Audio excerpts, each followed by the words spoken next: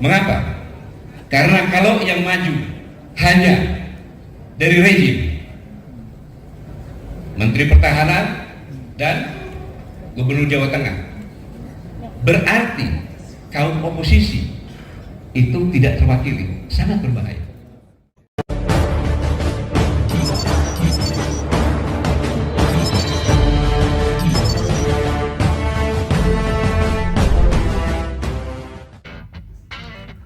Oke, assalamualaikum warahmatullahi wabarakatuh. Salam sejahtera untuk kita semua. Saya Harrison Ribon TV. Oke, sahabat Ribon TV, ini ada info yang menarik. Teka-teki bakal calon wakil presiden pendamping Anies Baswedan belum juga terjawab. Sebelumnya, nama Yeni Wahid menguat. Putri Presiden Republik Indonesia keempat Abdurrahman Wahid atau Gus Dur itu dilirik Partai Demokrat untuk mendampingi Anies Baswedan. Belakangan tersiar rumor bahwa sebagian besar elit dan simpatisan Partai Demokrat sangat happy bila Anies Gatot Nurmantio yang asal Jawa Tengah itu bersinergi maju Pilpres. Hal ini diungkapkan Faisal Assegraf, pegiat media sosial dan seorang kritikus. Lewat cuitannya di Twitter, Faisal menyebut Ketua Umum Partai Demokrat Agus Harimurti Yudhoyono atau AHY dan Ketua Majelis Tinggi Partai Demokrat SBY setuju Gatot jadi bakal cawapres Anies. Jika rumor itu benar, tentu sangat elok, mengingat duet Anies Gatot semakin kencang disuarakan. Kedua tokoh punya visi dan tekad memajukan hidup rakyat, ungkapnya dikutip pada Sabtu 8 Juli 2023. Oke, buat sahabat Ribon TV, kita simak ya pidato kebangsaan Gatot Nurmantio di acara Oke Ganti Yang Baru ya, beberapa waktu yang lalu. Kalaulah tidak karena tinta, tak akanlah bisa bertulis puisi. Kalaulah tidak karena cinta, tak akanlah hadir kita semua di tempat ini. Kita semuanya yang di sini tentu sebagai manusia yang sangat-sangat mencintai negara Kesatuan Republik Indonesia yang luar biasa ini. Saya di sini bukan orasi kebangsaan, tapi saya menyimpulkan apa yang disampaikan oleh Dr. Antoni Briawan, kemudian Profesor Nur Hayati, kemudian ini dia yang harus didingin dulu, kemudian Prof. Husnul dan yang Dr. Badila, itu harusnya benurutan tuh sampai puncaknya beliau tuh hingga meledak-ledak. Dan apa lagi? Udah sudah ya, cukup ya. Semuanya luar biasa sehingga saya berkesimpulan bahwa riuhnya temperamen perpolitikan menjelang Pilpres 2024 yang dikatakan tadi ini semakin hari semakin nampak tidak terkontrol, semakin hari di mana-mana melontarkan akidasi, provokasi hanya untuk kepentingan masing-masing, jauh dari edukasi. Saya ulangi, jauh dari edukasi, nilai-nilai kemanusiaan yang tertanam dalam norma etika, estetika sama sekali ditinggalkan. Dan ini semuanya, norma-norma ini semuanya seolah-olah hilang, seolah di Indonesia nggak ada norma-norma ini. Diterkam oleh ambisi, saling berebut jabatan, saling berebut kekuasaan. Dan saya yakin kita semua yang di sini tidak menyangka, di luar ekspektasi kita, bahwa suasana perebutan kekuasaan yang menguakkan ini dalam pikiran kita, karena tidak pernah terjadi seperti ini. Karena sejatinya bahwa ini semuanya akan menjadi keresahan, kekhawatiran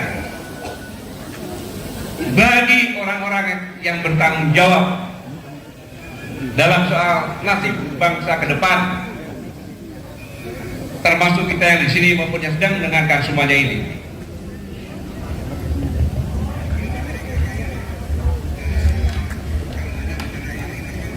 Karena setiap hari kita disuguhi sebuah sinetron berjudul keserakahan, kerakusan, saling serang, saling caci, saling maki antara politisi hanya dalam merebutkan jabatan dan kekuasaan yang sudah begitu tampak sangat vulgar, tanpa malu-malu, tanpa reaksi sedikit pun.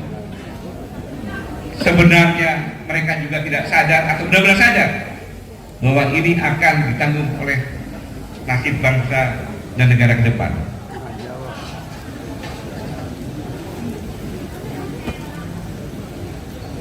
Saya yakin bahwa sinetron ini sangat memuakkan apabila saudara-saudara menyimak dari hari ke hari, apalagi ditonton oleh kaum agamawan, ulama, pendeta, pastor, yang mereka semuanya selalu berpegang pada norma-norma ketuhanan Yang Maha Esa, norma-norma etika dan estetika.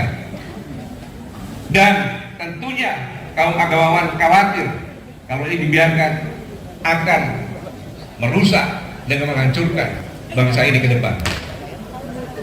Kenapa saya yakin hal ini? Karena kita pasti sudah sama-sama tahu bahwa kaum agamawan adalah memegang kuat teguh nilai-nilai ketuhanan untuk membimbing kita semuanya, dan seolah-olah tidak berbekas karena di semua media isinya hanya caci maki secara vulgar.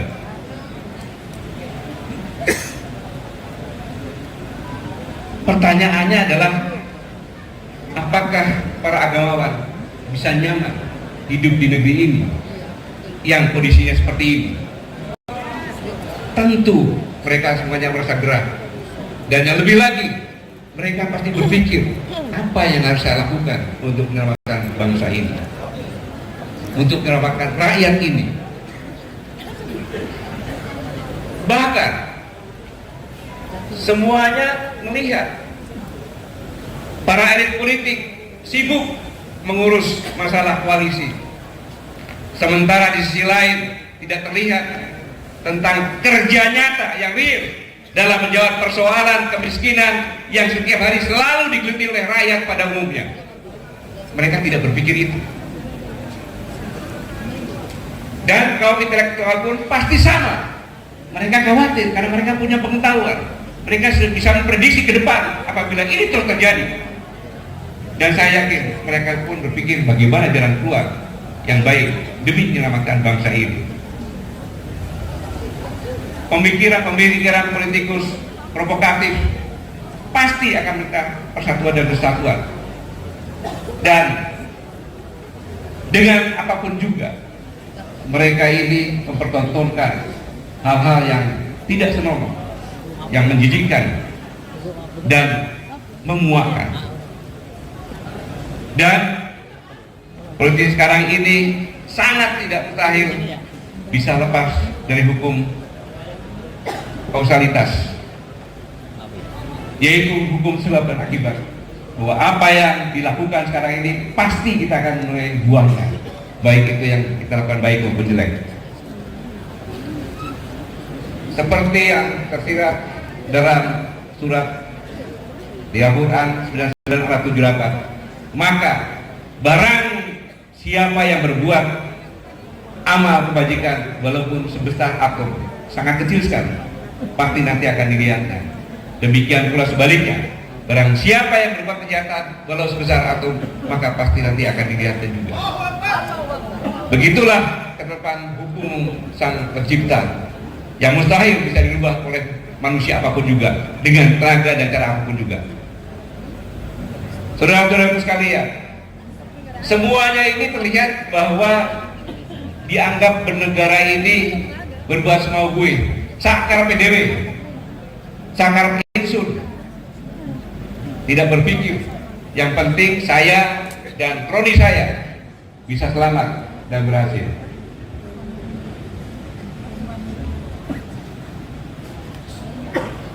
Tetapi yang lebih menyedihkan lagi, saudara-saudara sekalian, bahwa apa yang dipertontonkan para politisi ini tentunya akan dilihat oleh generasi muda milenial, mereka yang perlu pengetahuan-pengetahuan dan pendidikan.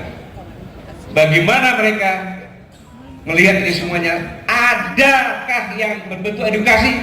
Sama sekali tidak ada. Sama sekali tidak ada. Inilah yang membuat yang dikatakan Pak Ubed tadi, Dr. Ubed, bahwa generasi muda milenial apatis.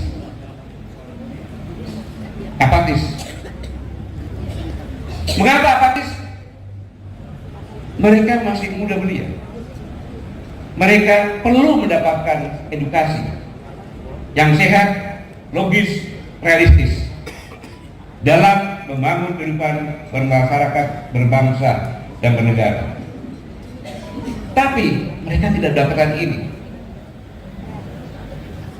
Itulah yang menyebabkan tadi berdasarkan dari polling yang dilakukan generasi muda kita yang bonus demografi jumlahnya kurang lebih 60%, mereka apatis. Kalau ditanya mereka nanti pilpres milih siapa? Saya tidak pilih semua. Mereka tidak milih semua. Karena ini mereka khawatir apa yang bisa saya dapat. Bahkan cerita dari rekan kita semuanya, Mossad, manusia merdeka Muhammad Syediqo, ketika akan berangkat ke Australia, di mana menyaksikan sudah anaknya yang berumur 22 tahun S2. Saya bilang kamu tidak akan berhasil, kamu bisa jagoan di tanah air. Tapi kita ke Australia untuk mengajak anakmu pulang, hebat kenapa berhasil? Dan ternyata dia lemah, dia tidak berhasil. Hanya karena pernyataan anaknya saya. Apakah kalau saya pulang ke Indonesia, saya bisa berkarya dan karya saya dihargai dan saya bisa bersaing dengan kemampuan profesional semua yang saya tekuni?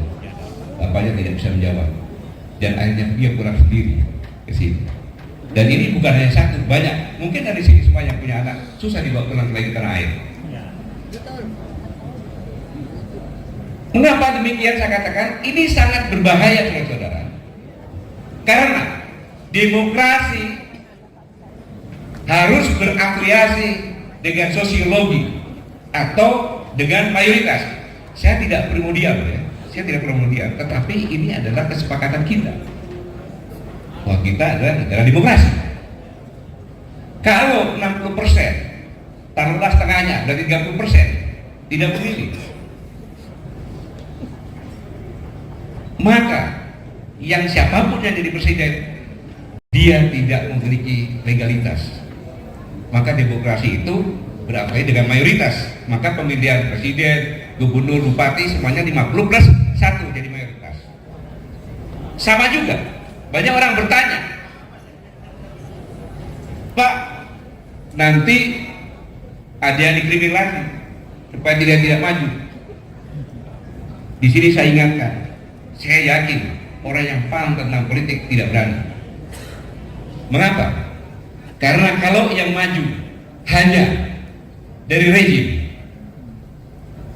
Menteri Pertahanan dan Gubernur Jawa Tengah, berarti kaum oposisi itu tidak terwakili. Sangat berbahaya. Ini sangat berbahaya. Saya bicara bukan saya kampanye, saya bicara ini adalah teori.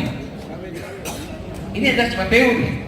Kita akan mengalami hal yang sulit karena demokrasi dimanapun di dunia pasti antara rejim yang mengendalikan demokrasi itu bermasalah. Besar kecilnya tergantung disiplin atau tidak berdemokrasi. Apabila yang mengendalikan demokrasi tidak disiplin, goyangan lagi kelas dari rakyat. Itulah oposisi sebagai pengontrol. Semakin demokrasi dikriminalisasi, semakin besar lagi oposisinya. Itu hukum, itu teori. Jadi tidak usah bicarakan. Saya yakin elit-elit politik tidak berani melakukan ini karena akan bermasalah terus dalam sepanjang perjalanan bangsa ini. Karena tidak mungkin yang kecil memprovokasi yang besar, itu akan melanggar hukum energi dan demokrasi.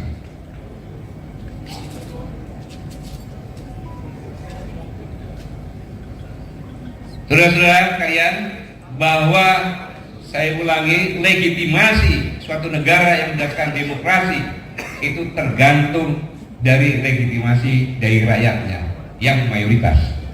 Itu kunci. Kalau yang menang yang tidak mayoritas sangat berbahaya. Demokrasi tidak akan berjalan. Pasti sibuk dengan kekacauan-kekacauan yang ada. Karena sekecil apapun program yang dilakukan oleh pemerintah terkait dengan demokrasi ini harus mendapat legalitas dari mayoritas. Tanpa itu tidak akan jalan. Kita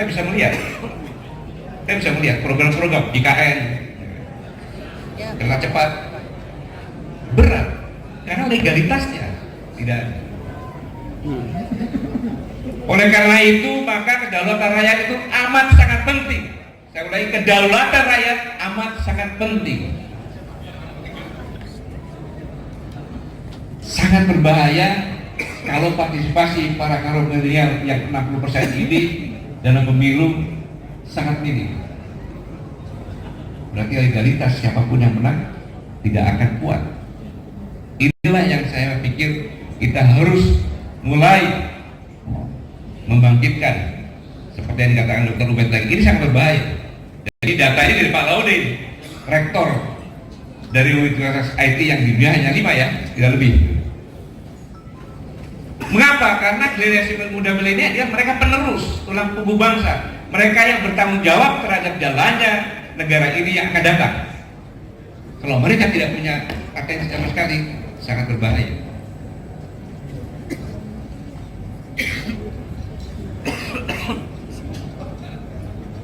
Hadirin sekalian, sejatinya para politisi adalah sosok-sosok yang seharusnya membangun argumentasi secara logika, argumentasi yang jernih, mumpuni dalam hal wawasan kebangsaan. Seorang politisi yang sejati, dia tidak boleh membunuh lawan argumentasinya. Dia memberikan jalan untuk sama-sama berargumentasi, sehingga apa yang disampaikan ini menjadi nuansa pendidikan bagi generasi muda. Seharusnya demikian, sehingga mereka pun punya tugas untuk membangun kesadaran kehidupan berbangsa dan bernegara yang sehat, steril dari pemikiran-pemikiran kotor, pemikiran-pemikiran licik ketika beradu argumen. Ini semuanya tentunya sama-sama kita rindukan. Kapan ini bisa terjadi? Walau-walau.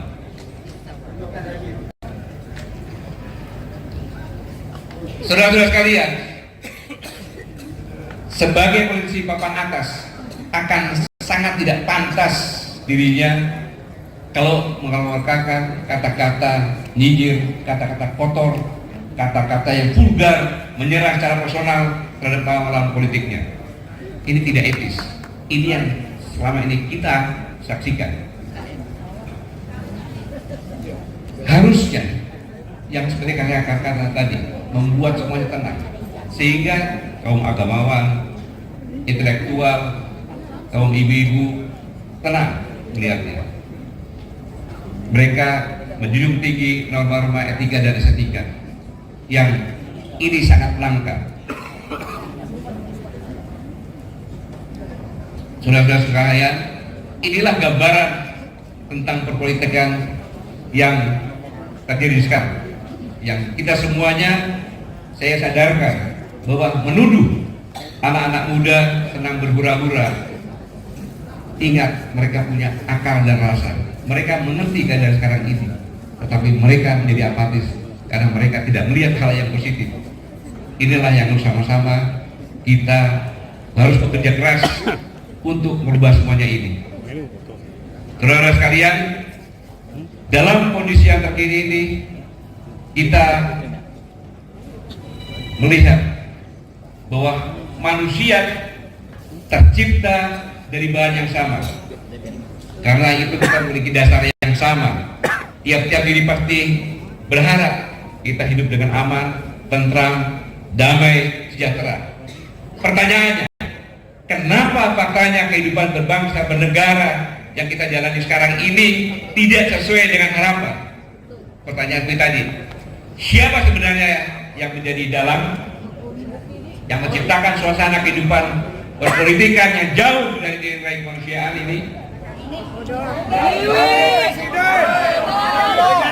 Yang pasti rakyat dan TNI adalah korban yang selalu terseret oleh narasi-narasi ambisi para elit yang sama sekali tidak mendidik. Padahal kalau kita berpikir tadi nih, bahwa pengorbanan rakyat pada negara ini sungguh sangat tidak ternilai. Bagaimana tidak? Pasal 33 ayat 3, bumi dan air dan kekayaan alam yang terkandung di dalamnya dikuasai oleh negara dan dipergunakan sebesar-besarnya untuk kemakmuran rakyat. Tapi pasal ini merupakan bukti konkret di mana rakyat dengan rela, ridho menyerahkan seluruh harta karunnya kepada para elit politik supaya dikelola dengan baik, benar, dan dengan tujuan demi kemakmuran kesejahteraan rakyat. Jadi Anda semuanya rakyat Indonesia adalah pemilik sah ketika Bung Karno mengatakan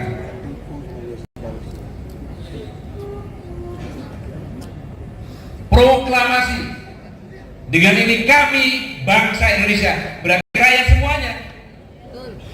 Yang menyatakan merdeka rakyat semuanya. Besoknya rakyat yang pemilik ini menyerahkan kepada elit politik untuk mengelola semuanya ini dan untuk kesejahteraan rakyat. Namun faktanya sekarang, benarkah sekarang ini rakyat telah hidup makmur? Benarkah sekarang ini rakyat telah hidup sejahtera? Boro-boro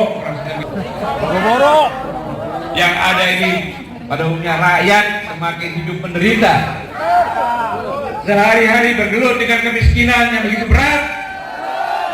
Sementara di lain pihak melihat dengan mata kepalanya sendiri, di mana para pejabat tinggi, para elit politik hidup bergelimang harta,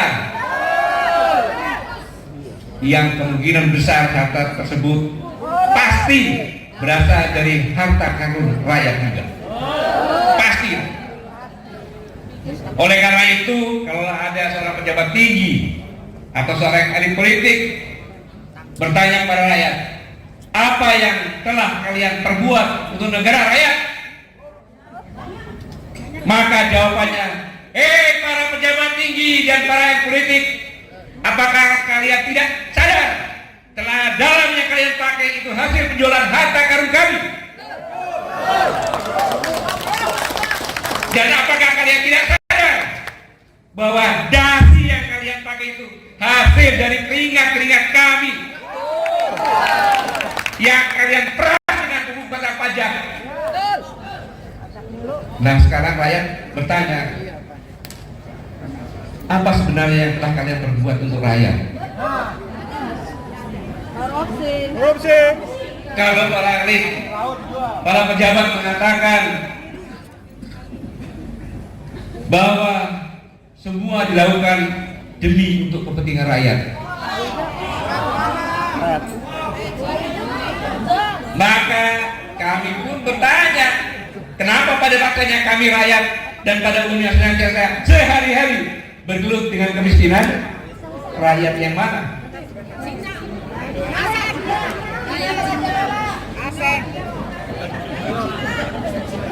Para elit politik, para pejabat, kalaulah kalian mengatakan kami sudah memberi rakyat BLT dan bansos, ya rakyat harus mengatakan kami mengucapkan banyak-banyak terima kasih atas bantuan. Namun demikian, untuk kalian ketahui bahwa sebenarnya yang rakyat butuhkan bukan itu. Betul? Bukan bantuan bersifat aksidentil. Tapi yang rakyat butuhkan itu adalah sesuatu kebijakan yang secara sistematis dan otomatis bisa meringankan beban rakyat dalam mengakses apa-apa yang menjadi kebutuhan hidupnya. Bukan bansos, tapi sistem yang berat di mana meringankan apa yang dibutuhkan rakyat ada. Bukan kondisi yang sekarang ini ketika rekan-rekan kita Pak Anton, Pak Sahadar Regola, Pak Jumur di penjara. Mereka mengatakan kepada saya, jangan kasihani kami. Masih hidup tuh orangnya. Jangan kasihani kami katanya. Ini yang katakan mereka bertiga. Tapi kasihannya rakyat kita yang di penjara. Hah? Di penjara maksudnya? Iya, mereka bebas di luar, tapi mereka tidak bisa mencari makan. Tidak bisa apa-apa. Lebih sedih mereka daripada kami di penjara. Tepuk tangan untuk mereka bertiga.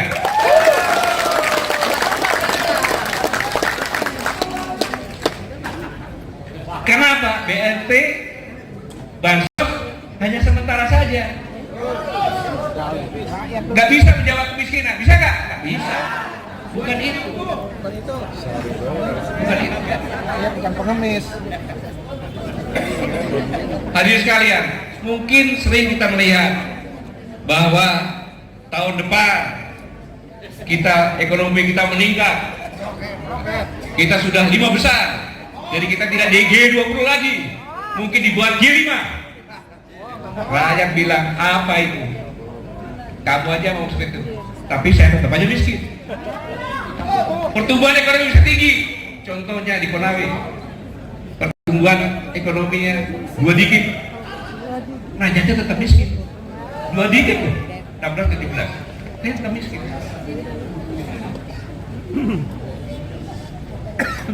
Kadang-kadang mengatakan bahwa nilai kemiskinan sudah tinggal sedikit, sudah berkurang. Itu kata BPS, tapi yang kami lihat, kami rasakan sendiri tidak berubah. Bahkan teman kami banyak yang tambah miskin lagi. Inflasi apa? Pendapatan dengan harga beli tidak seimbang. Kita nggak bisa beli. Itu inflasi yang benar. Jadi memang jangan menganggap bahwa rakyat itu tidak tahu apa-apa. Rakyat itu punya akal dan punya rasa. Dia punya antena yang katakan rasa itu yang sangat canggih. Dia bisa mengetahui.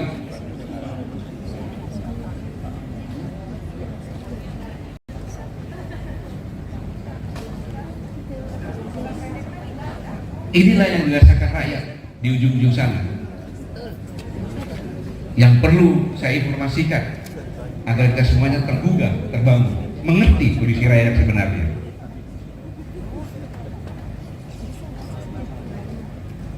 Bayangkan, saya meneliti di Indomaret saja. Sekarang ini diteliti rakyat membeli di Indomaret itu sudah tinggal 20.000 per hari. Maka di Indomaret, Alfamart banyak yang sasetan kan? Sasetan. Saya meneliti itu karena yang mudah diteliti. Berarti daya beli mereka hanya 20.000 sehari. Itu pun tidak semuanya. Indomaret kan di kota. Kalau yang di desa, buruh. Ketika seorang buruh pulang mendapat gaji, seharusnya dia gembira. Tapi begitu dia lihat di rumah anak dan istrinya, berdoa, ya Allah, semoga bulan depan tidak nganggur lagi karena kontrakku diberhentikan. Mereka ini semuanya kontrak. Yang dikatakan buruh, dokter juga buruh loh itu. Iya, pekerja. Kontrak sekarang ini. Bagaimana bisa tenang? Tidak dikatakan. Seharusnya hidup di dunia ini penuh dengan perlindungan dan penuh dengan kenyamanan.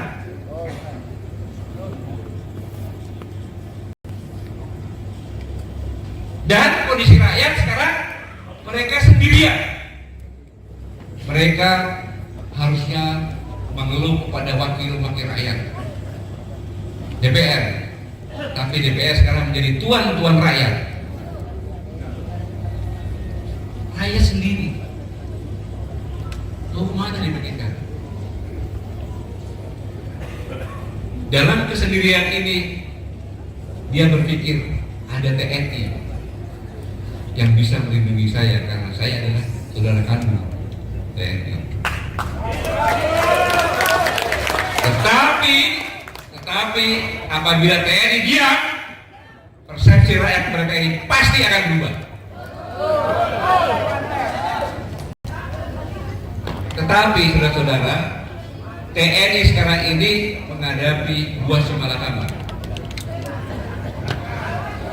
Bingung dia TNI itu. TNI paham, lihat semuanya seperti ini paham. Jelas.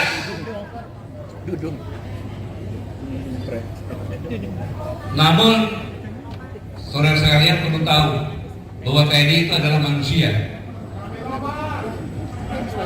Makhluk yang punya akal dan punya rasa juga, sama rasanya seperti rakyat. Artinya, apakah diam dan dingin sikap TNI sekarang ini betul mereka diam ketika melihat rakyat dijolimi? Iya Pak. Meneng wae. Tidak. TNI merasakan itu juga secara perasaan. Pasti. Apalagi kondisi nilai-nilai etika manusia tidak dijunjung. TNI punya rasa. Pasti. Tapi TNI pun dibatasi oleh aturan-aturan.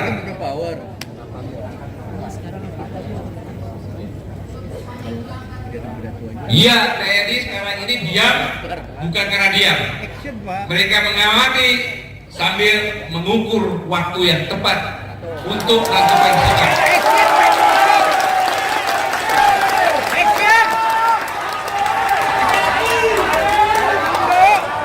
Saudara-saudara, ini saya yakin benar, karena TNI begitu pulang dia ketemu sama rakyat, istrinya rakyat, anaknya rakyat. Dia tidak bisa dari dia, tetapi dia katakan aturan yang batasi dia. Tetapi dia yang TNI itu untuk melihat, untuk menentukan sikap demi menyelamatkan negara dan bangsa dari tangan-tangan kotor yang hidup hanya mementingkan diri sendiri dan proyek-proyeknya.